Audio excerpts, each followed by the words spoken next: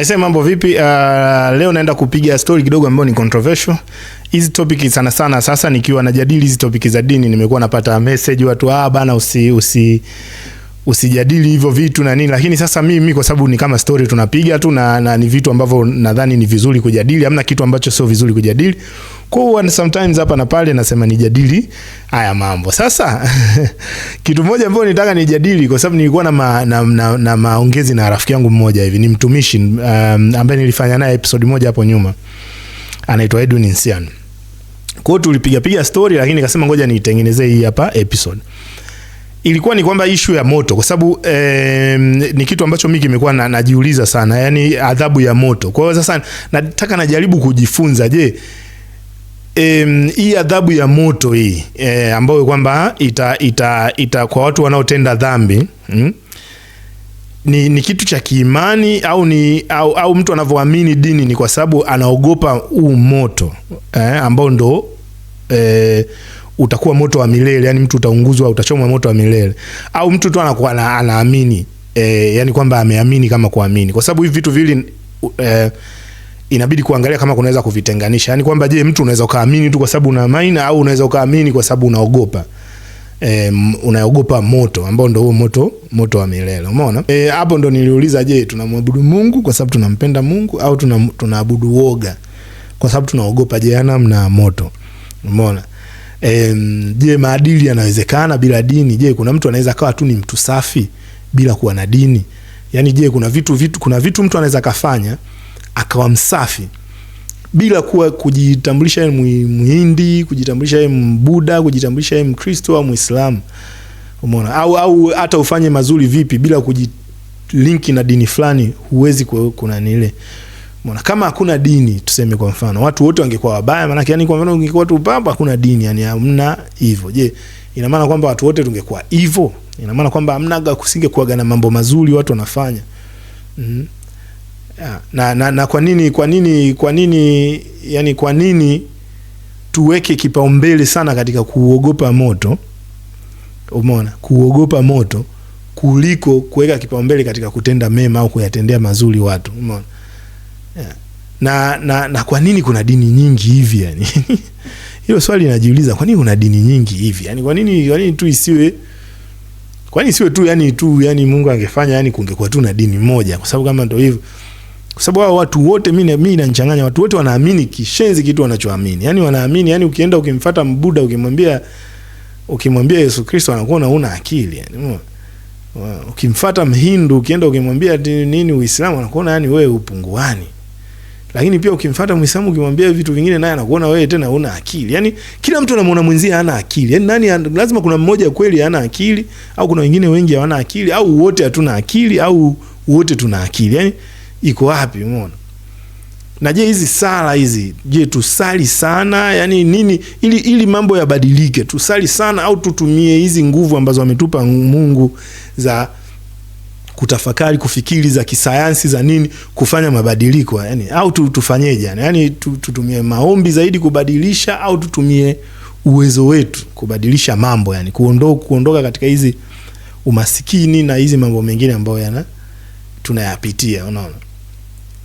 Kwa hiyo ukiachana na ile kwamba eti mtu mwingine anaweza kusema hii bana, wewe bana atheist unaleta propaganda za ki-atheist. Yani mimi nataka tu tujiulize yale maswali ya kawaida. Yani achana na vitu vya atheist na nini. Yani kwa sababu kama tutajiuliza na tutafikia katika lengo la kwamba hapana, hii hapa ndo sahihi, ndio hiyo sasa tuchambue kwa pamoja ili tuweze kufikia kwenye hiyo point. Umeona? Yeah. Kwa nini watu wengi wanapata amani yani wakishakuwa na imani wanajisikia vizuri? Umeona? Kwa nini wengine hawako tu poa bila hata kutokuwa na imani?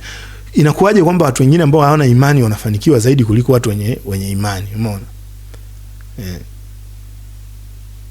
Kwa nini dini, kwa nini tusifocus katika hospitali, mashule, umeona, na vitu kama hivi ambavyo vitatuondoa katika majonzi fulani hivi, alafu baadaye ndio tu focus yani at the same time, au wakati huo tu focus na mambo ya dini? Umeona? Au je, kuna uwezekano sisi tuna overdo haya mambo tunavyofanya kuhusu mambo ya imani? Umeona? Kuna uwezekano labda tunafanya zaidi ambavyo tunatakiwa. Je, kuna uwezekano kwamba hawa tunaowaamini wanaotuhubiria ni wanatudanganya? Inawezekana wanatudanganya. Na je, kama wanatudanganya sasa tunajuaje na nini cha kufanya? Na kama watudanganyi, nini tufanye ili tuweze kurudi sasa kwenye huo mstari wa kwamba kuhakikisha tunakuwa tumenyooka? Unaona, hiyo siku ya kuchomwa, hiyo siku ya mwisho ya moto, kitachoungua ni nini? Yani itaungua ego, itaungua hiyo blind faith ambayo uko nayo, zitaungua trauma za kidini ambazo tuko nazo, zitaungua hofu za kuhoji, itaungua mifumo ya kwamba usiguse, usijiulize nini, zitaungua mwili, itaungua roho. Unaona, na kuungua kwake kukoje? Unaunguaje yani? Unaona? Lakini hii kwa nini ni vizuri kujiuliza, yani kabla hujaanza kukejeli na kuanza kuwataki, inabidi ujiulize, ni muhimu kuwa na uhuru wa kufikiri? Na mtu ukiwa na umuhimu wa kufikiri, ni vizuri kuutumia katika kila kitu regardless, yani kama ambavyo unafikiri kuhusu mambo mengine yote, je, ni vizuri pia kufikiri na kutafakari na kujadili mambo ya dini kama tunavyojadili hapa? Umeona?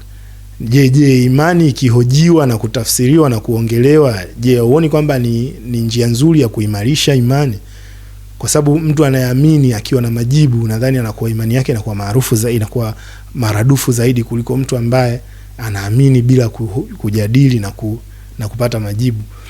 Umeona ni umuhimu? Je, unadhani kitu kitajenga? Kwa mfano watu wakiwa na maongezi ya kweli na mazungumzo ya kweli ya kuongea bila kuoneana haya, sasa vile kuhusu haya mambo ya imani, mambo ya dini, mambo ya maswali yote ambayo mtu unaweza kuwa nayo. Unaona? Sasa ndio hilo swali nimeliuliza hapo. Je, watu wanaamini kwa sababu wanampenda Mungu? Yani unavyofika mtu anavyoamini Mungu ni kwa sababu anampenda Mungu, yani amelielewa somo ambalo amepewa, amejifunza, na katika kumuelewa Mungu yake kwamba bana, sasa nimemuelewa Mungu kiundani na ndio maana naamini katika kitu ninachoamini.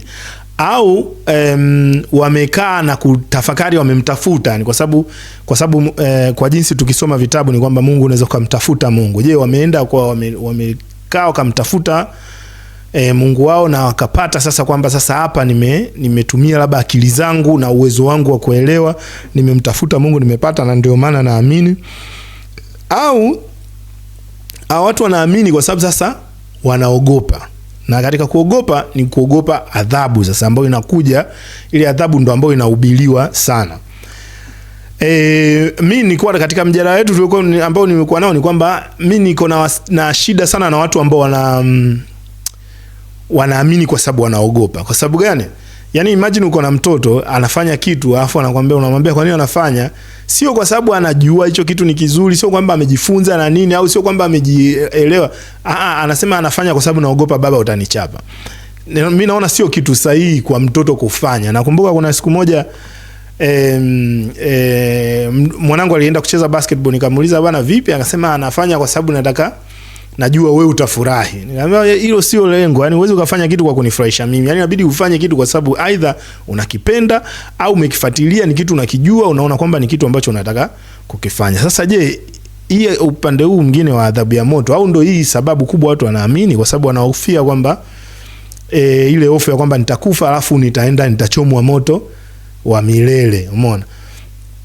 Na hii sasa ni maana ili kuweza kukubaliana na hilo inabidi ukubaliane na dhana ya kwamba kuna jehanamu. Umeona?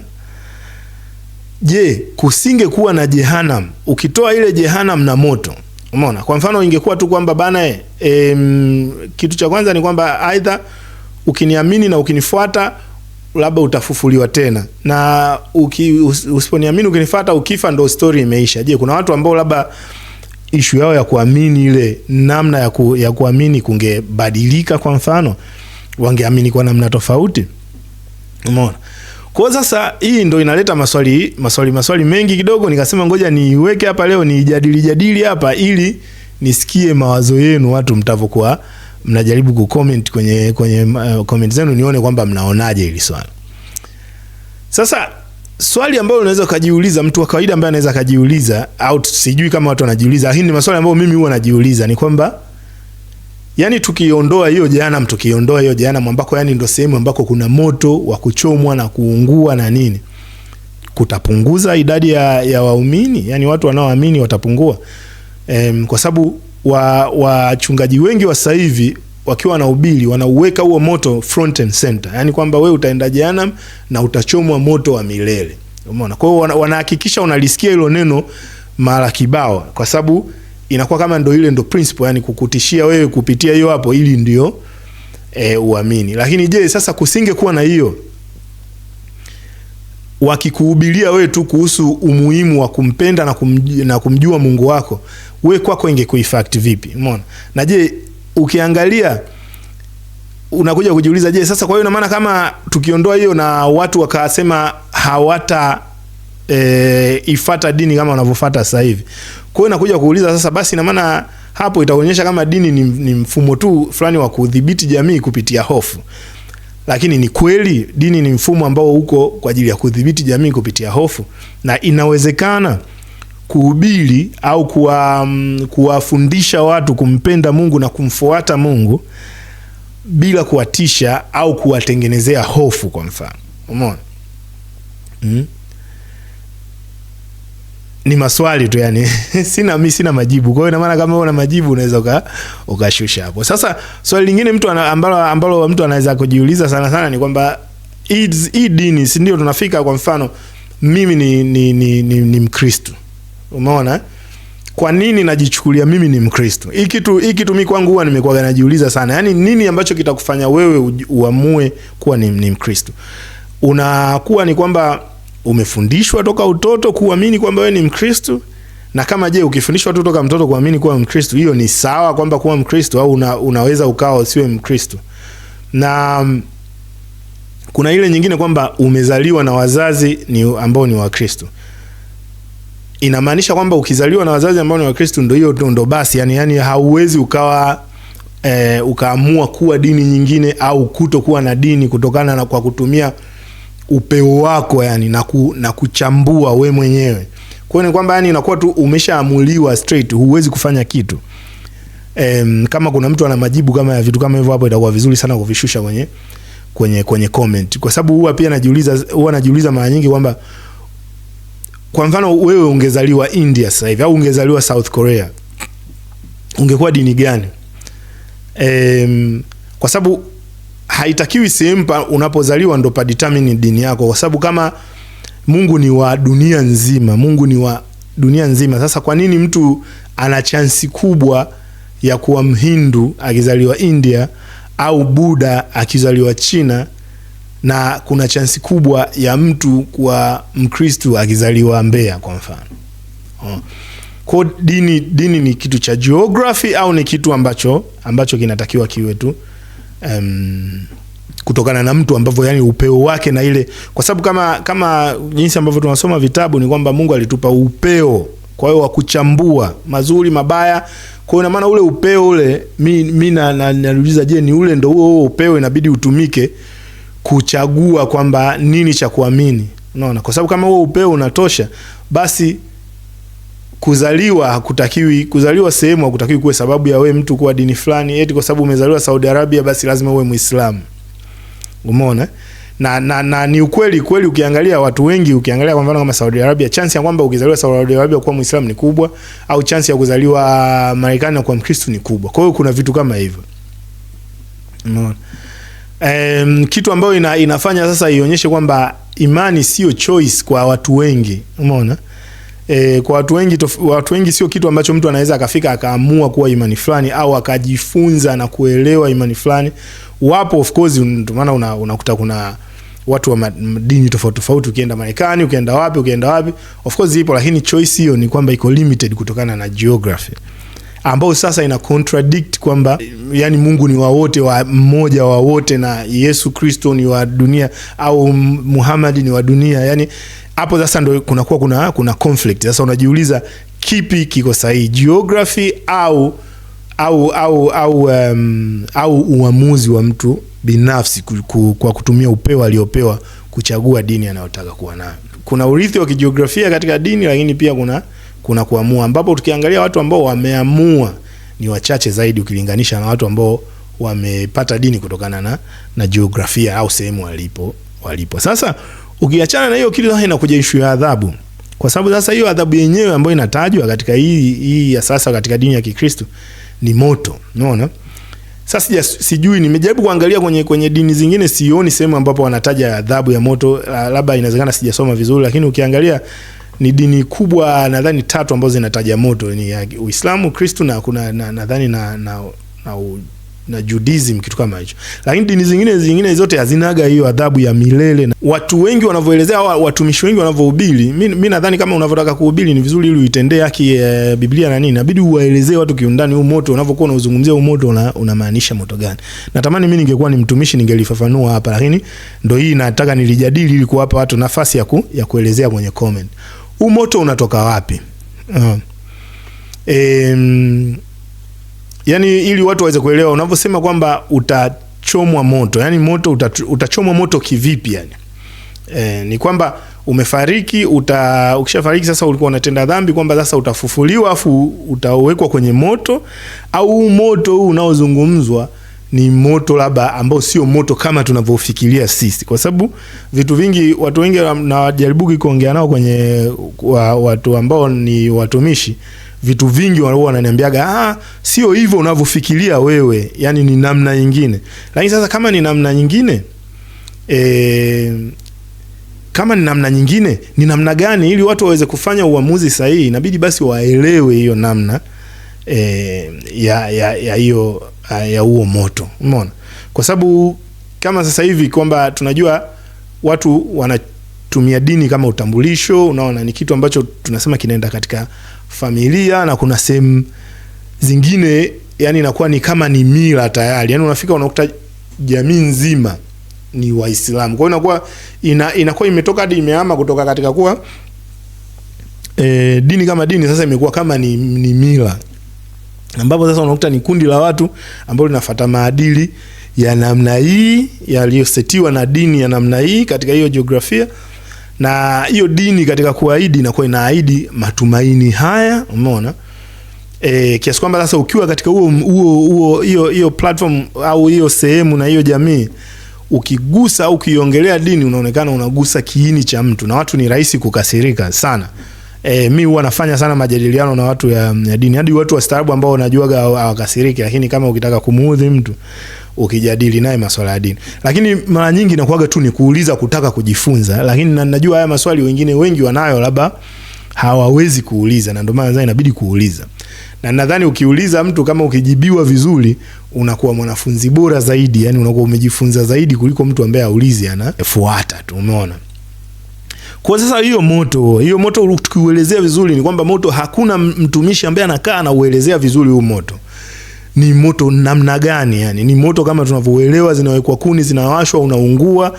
Na kama unaungua nini? Kwa sababu muda huo umeshafariki, wewe mwili umeoza kwa mfano. Je, ule mwili unarudishwa ili uweze kufili maumivu? Na je, maumivu hayo ambayo unataka utayafili wakati unachomwa ni maumivu kama haya ambayo tunayafili ukiungua? Umeona? Na najua kuna watu wanasema ni maumivu makali zaidi maradufu na maradufu. Maumivu makali maradufu na maradufu ni maumivu gani? Umeona? Na unayasikia kwa nerves hizi ambazo tunasikia maumivu, kwa sababu kwa sasa hivi ili kusikia maumivu inabidi mtu akufinye, mtu akuchape, nerves zile zisikie. Sasa hayo maumivu tutayasikiaje? Ni maumivu ya kiroho au inakuaje? Na kama kuchomwa, zinachomwa roho. Sasa na katika kuchomwa sasa, kwa sababu ili tuelewe sisi moto tunavyoelewa namna ya kuchoma ni kwamba inaungua na yani moto wa milele. Sasa ina maana kwamba kama ni moto wa milele, unajua milele sasa hakuna, kwa sofa katika uelewa wetu wa kawaida, hakuna kitu unaweza kukichoma milele. Yani itafika kipindi kitaisha. Sasa hiki kitu kinabaki tu ili kiendelee kusikia maumivu milele. Yani ndio hiyo nadhani watumishi sehemu hizo ambazo wanakuwa kidogo hawaelezei vitu kwa ndani. Sasa inakuwaje mtu unampa adhabu ya milele kwa kosa la muda mfupi? Umeona? Ndio hapo sasa inakuwa inachanganya, ambapo tunajua Mungu ni mwenye upendo. Mimi natamani sana watumishi wajaribu kuwafafanulia watu ambao waamini kwamba inakuwaje mwenye upendo anakupa mateso yasio na mwisho. Yani kwamba sasa ndo katika huu moto ambao sasa ndo utaungua wewe, utaungua hadi mwisho. Yani utakuwa hakuna mwisho, yani unaungua tu. Umeona? Sasa hapo tukijaribu kufafanua zaidi, kama mtu unamfafanua zaidi, labda unaweza kaelezea hapa chini, inaweza kusaidia watu wengi, unaona? Kwa sababu yani haieleweki, mtu anakuambia tu moto utaungua na nini Jehanamu, lakini hii Jehanamu haielezewi vizuri, unaona? Baada hapo labda tunaweza kuzungumza na hiyo kwenda mbinguni na vitu vyote ambavyo sasa havijaelezewa vizuri pia. Lakini nadhani kama hiki kitabu Biblia imeelezea, basi inakuwa ni jukumu la nyie watumishi au watu wanaoamini au watu tunaoamini au watu tunaofuatilia kwenda kuelezea hivi vitu. Na ndio maana naweka hapa chini ili tuone kama italeta mjadala ambao ni constructive. Umeona? Kwa ndo huo moto sasa. Huo moto ndo unanipa maswali mengi sana. Sasa nikija kujiuliza hayo maumivu yatakuwepo, hayo maumivu mimi manake naona ili umchome mtu, yani lengo la kuchoma kama adhabu ni kwa ajili ya maumivu yale yanayotokana na kuchoma. Itakuwa sio kitu cha maana kama unataka kuchoma for the sake of kuchoma, umeona? Kwa hiyo inabidi kuwe na maumivu. Sasa je, haya maumivu haya ndio inabidi watu waeleze vizuri. Je, ni maumivu ya cognitive dissonance? Umeona kwamba mtu akijiuliza kuhusu maumivu yuko sahihi sasa kujiuliza kuhusu maumivu, kwa sababu ili uweze kufanya maamuzi kwamba bana mimi inabidi nibadilishe nimpokee Yesu kama Bwana na Mwokozi wangu, lazima ujue consequences. Kwa hiyo ina maana kama consequences ni kwenda jehanamu na moja wapo ni moto, huu moto yani uko vipi? Uko vipi? Na of course najua utaona tu kwenye comment hapo kuna watu wanakukuruka tu wanaanza kusema wewe bana wewe unaoji dini na nini na nini. Hapana, ni vitu vya kuleta mjadala, na siku zote sehemu yote kwenye mjadala kitu kinachotokeaga ni kizuri tu. Yani either iende upande moja au nyingine. Umeona? Kwa issue ya sidhani kama ni sahihi pia kuamini tu bila kuhoji. Nadhani kuhoji ni kitu cha msingi sana, na kama Mungu ametupa huo uwezo wa kuhoji, sidhani kama alitupa bure tu, yani ametupa uwezo afu yani tu kwa ajili ya kutumia katika mambo mengine lakini sio katika mambo ya imani. Hapana, sidhani. Kwa kama una swali unataka kuuliza, ni vizuri uulize, na kama una mijadala na kama wewe ni mtumishi ambaye ndio umebobea, umeelewa dini vizuri, basi ni vizuri kuwaelezea hawa watu, unaona? Kwa hiyo hivyo sasa huu moto huu moto ni moto ambao sasa Jehanamu kama sasa Jehanamu haijaelezewa kama ni place au vipi, kwa sababu inaelezewa kama chini. Na chini wapi? Yani chini ya dunia au chini sehemu gani? Na watu wakienda huko chini maana yake ndio unawaka moto, ndio kunaungua. Ni hizi vitu tunazozungumzia zote ni physical, kwa sababu kumbuka tunazungumzia ulimwengu wa roho, na roho ni kitu ambacho hakishikiki, unaona? Kwa hiyo ni kitu cha ajabu kusema roho kuna chini na juu, kwa sababu roho maana yake iko tu kila sehemu na kwa wakati wote, umeona? Iko everywhere at once, umeona? Ni sahihi kumuita mtu mpotevu au kumsema mtu ambaye anajiuliza haya maswali, kwa sababu ukijiuliza sana watu wengi sasa watumishi, mimi ningewashauri kama ni bora useme siwezi kujibu hilo swali au ngoja nitumie muda ku research kuliko kumwataki tu mtu, kwa sababu watu wengi sana unakuta tu anakuataki tu, wewe bana mpumbavu. Kuna mmoja niliuliza swali hadi akanipa kifungu cha mpumbavu kwenye Biblia, jinsi ya maana ya mpumbavu. Na ndio hivi ni kuuliza tu maswali, sio kwamba bana vipi, yani kujiuliza maswali. Umeona? Kwa sababu katika jamii zetu kama hivyo unaofahamu, yani kuhoji tu maswali ya kawaida ambayo yanahusiana na dini, yani unaonekana kama vile umepotea, yani inaonekana kama vile wewe una maumivu fulani hivi ya identity crisis. Umeona? Watu watakuuliza maswali ya kwamba we ni nani kuuliza. Umeona? We ni nani hadi uulize. Umeona kwamba utakiwi kuuliza. Wata question maadili yako, unaona? Na katika ku question maadili yako mara nyingi wana linki, kwa mfano kama kwa sisi ambao labda tumesafiri kidogo, tumetoka nje, ndo haturuhusiwi kabisa kujadili, kwa sababu ukiuliza tu swali wanakuambia wewe ndo wazungu wamekubrainwash. Kwa yani wewe ndo una kabisa yani wewe ambaye uko nje wala usithubutu, itakula kwako. Umeona? Kwa hiyo inabidi ndio hivyo, lakini pia ni vizuri kujiuliza, na haya maswali yanakujaga sana. Kuna umefanya ikifika unaanza kujiuliza kusudi la maisha ni nini? Yani kwa nini tupo? Kwa nini tuna exist? Unaona? Kwa nini tuna exist? Kwa nini tupo? Na kwa nini kuna vitu inatakiwa tufanye? Kwa nini vingine inatakiwa tusifanye? kwa nini kuna watu wanazichagua dhambi sahihi na dhambi ambazo sio sahihi? Kwa nini kuna vitu ambavyo vinapewa kipaumbele ambavyo labda havipo kwenye...